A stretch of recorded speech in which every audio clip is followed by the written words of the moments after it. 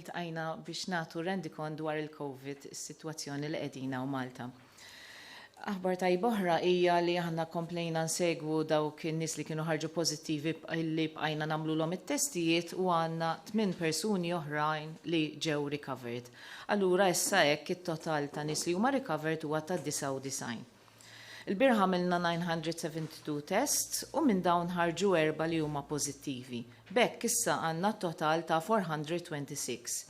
Jekk minn dawn il-426 inneħħu dawk il-każijiet li ġew recovered u dawk it-3 imwiet li kellna, hekk ikollna dawk il-każijiet li huma attivi allura dawk li jkunu infettivi fil-komunità imma dawn ikunu qegħdin ukoll f'iżolazzjoni. Allura hekk għandna 324 active cases. Total ta' testijiet li għamilna sa' issa huwa 23,253. Nduru l-4 każijiet li kellna. Wieħed minn dawn kien Taljan li huwa residenti għaw Malta ta' 34 sena li dan beda bis-sintomi fl-14 ta' April u kellu sola, imnieħru blokkat u kellu telf ta' taste u anka ta' xam. Dan kien propju kuntatt ta' wieħed mill-każijiet li rrapportajnilkom il-bira bħala każ konfermat u dawn kienu iltaqgħu fl-istess ġurnata fil-11 ta' April u allura hemmhekk inti kellek persuni li wieħed seta' tieħed mill-ieħor u anke qegħdin investigaw jekk kienx hemm nies oħrajn li setgħu kienu esposti għalihom. Il-kuntatti ta' dan il-persuna huwa persuna ieħor li wkoll jgħix fl-istess dar mal-persuna. It-3 każijiet l-oħra kienu 3 każijiet pożittivi ta' persuni li qegħdin f'Halfart End Village. Aħna għadna dejjin bl-screening f'Halfart End Village li bħalissa bħalma tafu qiegħed taħt kwarantina biex aħna nkomplu bil-containment strategy tagħna ħalli nibqgħu nsibu dawk il-persuni li huma pożittivi u bekk aħna nkomplu nikkontenjaw is-sitwazzjoni u anke qegħdin naqbdu areas ħalli bekk dejjem nkun nistgħu nagħlqu iktar is-sitwazzjoni ħalli iżjed nikkontrollawha. U bekk aħna nkun nistgħu wkoll nikkontrollaw is-sitwazzjoni hemmhekk biex ma tibqax tinfirex kemm jista' jkun. Dawn it-3 każijiet kienu kollha irġiel, hemm wieħed mis-Sudan ta' 28 sena, wieħed minn Bangladesh ta' 24 sena u ieħor ukoll minn Bangladesh ta' 18-il sena. Bekk allura issa it-total ta' każijiet li kellna mill-bidu fi dan iċ-ċentru sa issa huwa ta' 35. Dawn kienu l-4 każijiet li kellna sa issa. Vera qegħdin naraw li n-numru ta' każijiet dejjem qegħdin ikunu inqas, li hija sitwazzjoni li hija tajba, li hija sitwazzjoni li aħna ridna, għaliex aħna ridna li kemm jista' jkun in-numru ta' każijiet ikun baxx ħalli anke dawk in-nies li jistgħu jimirdu u dawk in-nies li jista' jkollhom bżonn l-isptar dejjem kemm jista' jkun innaqsuh. Però importanti li aħna nibqgħu nsegwu r-regoli u l-pariri li qegħdin nagħtu għaliex dawn in-numri żgħar qegħdin ikunu numri żgħar għaliex qegħdin nikkontrollaw is-sitwazzjoni. Nafu xorta li hemm trasmissjoni lokali fil-komunità, allura importanti ħafna li tibqgħu segwu s-sitwazzjoni, nibqgħu wkoll kemm jista' jkun noqogħdu d-dar noħorġu biss għal dawk il-vera bżonnijiet li għandna. Issa qegħdin fil-weekend ma tiġinix it-tentazzjoni li noħorġu biex niltaqgħu ma' xulxin għaliex hemmhekk xorta ħajkun hemm ir-riskju li nieħduha minn ħadd ieħor. U sfortunatament imbagħad nerġgħu mmorru lura li jibdew jiżdiedu l-każijiet. Importanti ibqgħu id-dar. Ibżgħu dejjem għal xulxin u ibżgħu għal saħħitkom. Importanti ħafna għaliex dan huwa l-aħjar mat li jista' jkollna biex aħna nikkontrollaw. U dejjem infakkarkom ibżgħu għall-anzjani u għal dawk in-nies li għandhom mart kroniku għax bħalma rajna dawk in-nies li qed ikollhom bżonn jidħlu l-isptar kienu nies li għandhom il-mart kroniku sfortunatament kemm fl-imwiet li rajna u Malta kif ukoll li rajna barra minn Malta kienu f'nies li kienu anzjani. Però kulħadd irid jieħu ħsieb saħħtu għaliex ma tafx kif tista' tiġi u ma tafx kif tista' jkollok komplikazzjonijiet. We have had 8 people who have recovered, so the total number of recovered persons is now up to 99 cases, which is very good because most of the cases that we have had are doing very well and on their way to recovery, so that the total number of people who are active at any point in time is ongoingly decreasing. We have had 4 positive cases, so the total number of cases that we have had positive are 426, and if you remove the recovered cases and the 3 deaths that we have, the actual active number of cases is 324. We continue with our appeal to stay in. It's very important not to go out because you can meet other people who may be infectious, and also to take care of vulnerable people because these are the people who, if they get the virus, will be more liable to get more complications and even will need admissions to hospital and unfortunately even deaths. Thank you. Stay in and stay safe. Nibdew mill-ġurnalisti. Shona, Malta Independent. Hello, Shona. On Friday, China revised its death toll from the virus, which increased by 50% in the epicenter of Wuhan. Also, Italy's official death toll is higher by hundreds because people who died in nursing homes were not tested. So these people weren't included in the official list of corona deaths. Also, Spain's official death toll leaves out people who died before being tested. So my question is, are we sure we have the right numbers in Malta? Could it be that the number of deaths is higher because people are dying of the virus without them being tested? Thank you. Okay, this is a very important question. Mela, aħna meta qegħdin nagħmlu dawn in-numri din hija parti mis-sorveljanza tagħna. Issa s-sorveljanza qatt ma tkun perfetta, allura taqbad dawk in-numri li jkunu qegħdin ġejjin għandek. Fir-rigward ta' numru ta' każijiet li qed ikollna bħala każijiet huma dawk in-nies li qegħdin jiġu forward biex nagħmluhom it-testijiet u anke dawk in-nies li qed ikunu qegħdin simptomatiċi jew inkella jidħlu l-isptar. Ġifieri hemmhekk aħna qegħdin naqbdu kemm nistgħu, u għalhekk aħna dejjem ngħidukom li jista' jkun hemm każijiet oħra hemm barra li jistgħu jkunu pożittivi imma ma jkunux ġew għandna. Il-rigward ta' numru ta' każijiet ta' mwiet, aħna qegħdin naraw li dawk il-każijiet li qegħdin jidħlu fl-isptar, jew inkella anke dawk il-każijiet li jkunu qegħdin fid-djar tal-anzjani li jkollhom sintomi dawn dejjem qegħdin jiġu wkoll tested. Allura hemmhekk inti taqbad kemm tista'. Ġeneralment is-sorveljanza tal-imwiet tkun ħafna iktar preċiża milli inti kollok is-sorveljanza tan-numru ta' każijiet. Anka meta jkun hemm xi imwiet li jsiru, speċjalment imwiet fejn jiġu għall-arrieda, jew inkella jkun hemm imwiet fejn it-tabib li jkun qed jikkura l-pazjent ma jkunx jista' jivverifika eżatt minn fejn ġie kif sar il-mewt, hemmhekk li jiġri li anka meta jmut persuna jsirlu wkoll it-test. U allura hemmhekk aħna nkun nistgħu nippreċiżaw anke iktar kif persuni jkunx hemm iktar każijiet li kienu minħabba l-COVID. Barra minn hekk ukoll l-Għaqda Dinjija tas-Saħħa l-bieraħ ħarġet ukoll regolamenti wkoll u linji ta' gwida kif persuna jiġi notifikat bħala każ ta' mewt għaliex nafu li jkun hemm ċertu sitwazzjonijiet li jkun il-marda li tkun kronika li propju nmut biha persuna u mhux minħabba l-COVID. Allura aħna wkoll qegħdin inħarsu lejn dawn ir-regolamenti u anke naraw kif nistgħu napplikawhom ukoll. James minn Net News. Wara nafsinhar it-tajjeb lilek profs u lil dawk kollha li tiseguna. L-Għaqda Dinjija tas-Saħħa li huwa tajt li m'hemmx evidenza li min ikollu l-COVID-19 u mbagħad wara li jfiq ikollu l-immunità. Forsi x'parir preżentament bħala awtorità tas-saħħa tistgħu tagħtu lill-pubbliku dwar dan u kif ukoll forsi tistax tagħtina ċifra ta' kemm hemm persuni bħalissa fl-IT u brabta ma' din l-imxija.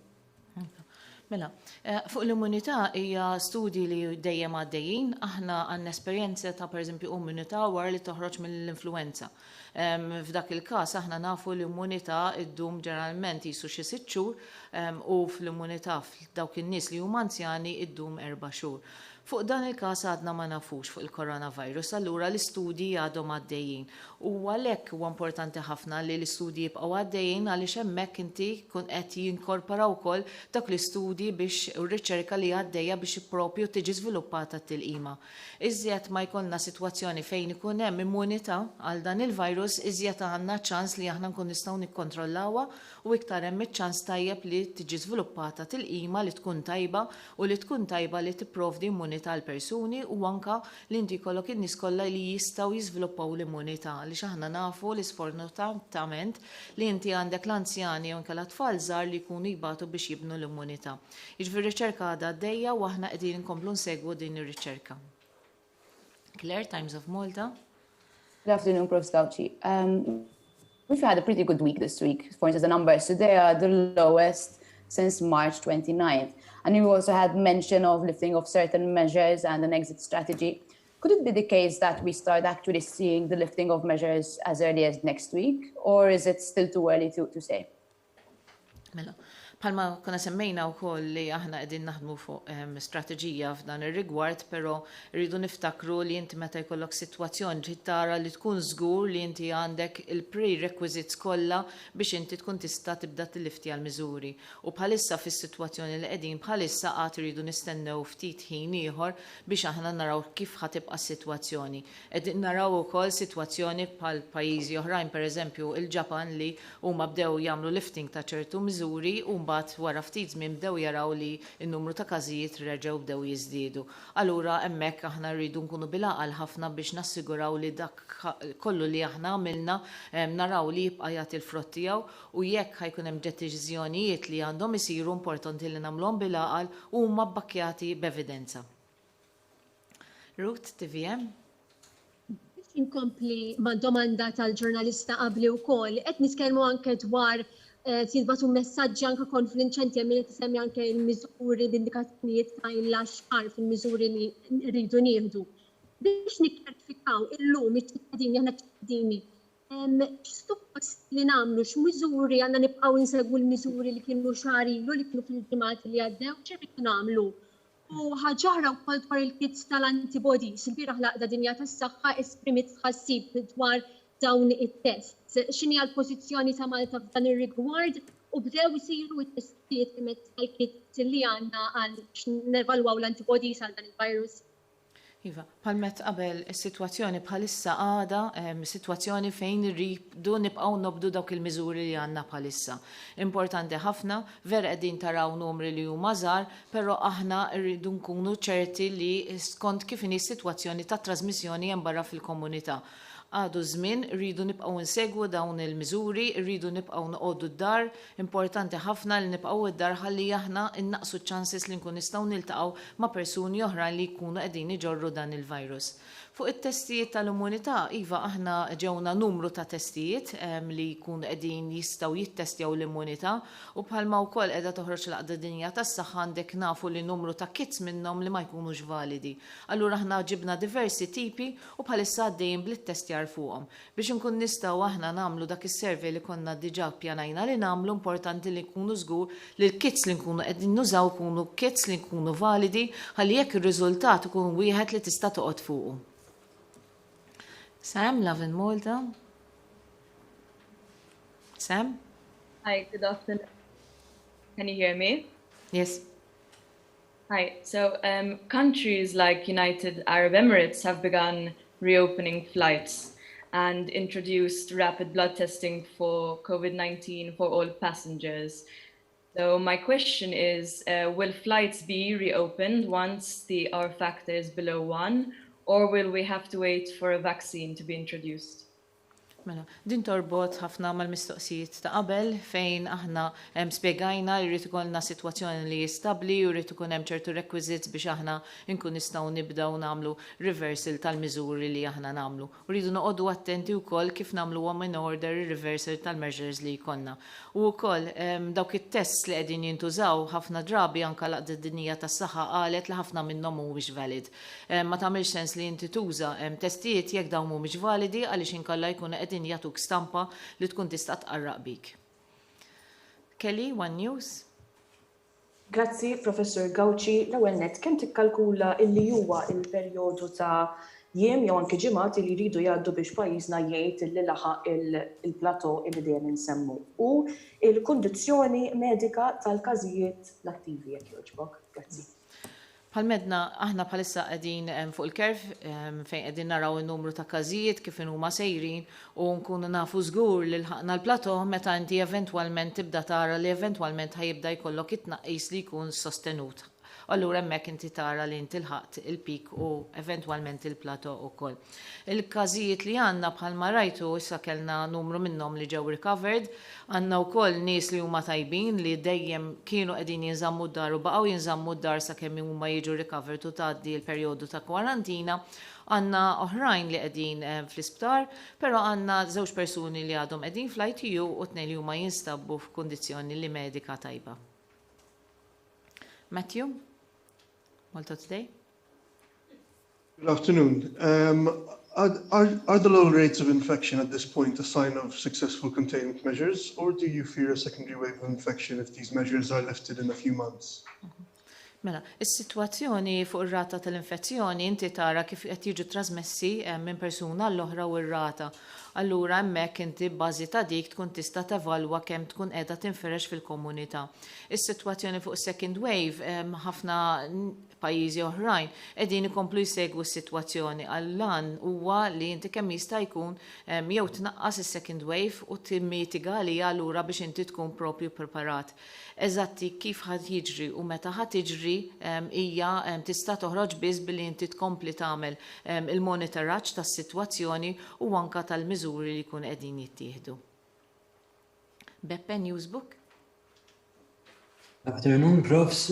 Persuni li jinsabu fi kwarantina u li din tispiċċallhom qed jistaqsuna jekk hux se jirċievu konferma bil-miktub.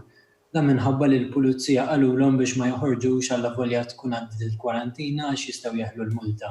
F'ċertu każijiet ukoll kien hemm xi disgwid żgħir bejn l-uffiċjal tas-saħħa Pubblika li jakkampanja lill-pulizija, però dawn in-nies huma marbuta li jidħlu għax-xogħol nhar it-tnejn x'għandhom jagħmlu dawk li jinsabu f'din is-sitwazzjoni. Mela, meta inti għandek il-kwarantina li tkun bħalissa qegħdin kwarantina għal diversi raġunijiet, għandek xi ftit li għadhom qegħdin kwarantina għaliex ikunu ġew minn barra minn Malta, dawn huma dawk in-nies li kienu ġew minħabba repatriation flights tajjeb. Ġif dawk huwa importanti li jqogħdu ħafna attenti wkoll fil-kwarantina x'hemmhekk hemm riskju għoli. Infatti bħalma kontu qegħdin taraw kien għandna xi numru ta' każijiet li aħna kienu qegħdin joħorġu u l-benefiċċju tal-kwarantina qiegħed hemmhekk għaliex inti n-nies ma jkunux esposti għal ħaddieħor. Allura anke meta nagħmlu contact tracing aħna ssib li n-numru ta' każijiet li ġew esposti kienu vera ftit għaliex ma jkunux qegħdin joħorġu. Hemm nies oħrajn li qegħdin f'kwarantina minħabba li kienu qegħdin kontatti ta' każijiet li dawk joħorġu mill-contact tracing tagħna u l-istess inti il-kuntatt qiegħed hemmhekk għaliex kellu espożizzjoni għal persuna oħra, allura riskju li jiżviluppa l-mart qiegħed hemmhekk ukoll. U mbagħad għandek dawk in-nies li qegħdin f'kwarantina dawk li issa għandhom ir-recovery u aħna nżommuhom għal 7 ijiem oħra fil-kwarantina ħalli aħna nkunu żgur li huma neħew il-virus kompletament. Aħna intuhom id-data ta' meta ikollhom il-kwarantina u sa meta toħroġ. U ġeneralment din il-kwarantina tkun sa nofs il-lejl. Ħalli jekk ikollok il-ġurnata li jiful, allura meta jkunu qegħdin hemmhekk jagħmlu l-ispezzjonijiet kemm l-Environmental Health Inspectors u anka flimkien mal-pulizija, hemmhekk id-data tkun magħrufa kemm minn dawk li qegħdin jiċċekkjaw kif ukoll il-persuni li huma qegħdin fil-kwarantina. Dawn huma kollha miżuri li aħna ħadna, huma miżuri li aħna ħadnihom li huma bbażati fuq evidenza. U waħda mill-iktar miżuri li tibqa' importanti hija li aħna nibqgħu nfittxu iktar għal każijiet, niżelgħu il-każijiet, naraw min setgħu kienu l-każijiet ta' ma' ġenbhom, allura nibqgħu nifollowjawhom ħalli bekk aħna nikkontejnjaw is-sitwazzjoni. Però min-naħa tagħkom intom tridu tagħmlu l-almu tagħkom biex aħna nkomplu għaddejjin f'dis sitwazzjoni fejn għandna numru ta' każijiet li jkunu kontrollati. Tistgħu tagħmluha billi intom toqgħodu attenti li toqgħodu d-dar toħorġu biss fejn vera hemm bżonn u hekk aħna nkun nistgħu nikkontrollaw is-sitwazzjoni u nżommu sitwazzjoni stabbli. Grazzi, stay in, stay safe.